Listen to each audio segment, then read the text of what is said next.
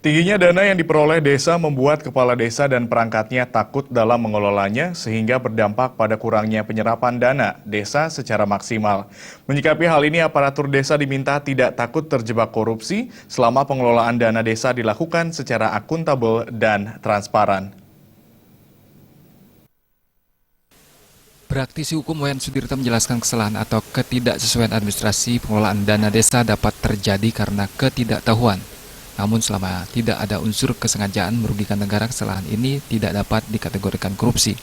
Sudirta mengungkapkan sepanjang proses penggunaan dana desa berlangsung transparan, dapat dipertanggungjawabkan dan jauh dari unsur memperkaya diri sendiri, kepala desa dan perangkatnya tidak perlu takut dalam mengelola dana desa.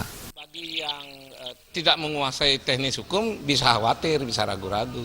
Bagi yang menguasai teknis hukum dan dia berjalan di rel yang benar, nggak usah khawatir. Misalnya kalau ada kekeliruan, misalnya mengenai bansos. Bansos itu ada temuan. Ketika temuan di BPK, sebenarnya masih bisa dibicarakan dengan BPK. Dana-dana yang pemerintah yang tidak ketemu ini bisa diganti rugi. Tapi kalau ganti rugi nggak ada, dia akan lari ke kejaksaan. Tapi kalau dibiarkan pasti ke kejaksaan. Tapi kalau kita mengerti, dana-dana itu bisa digantikan.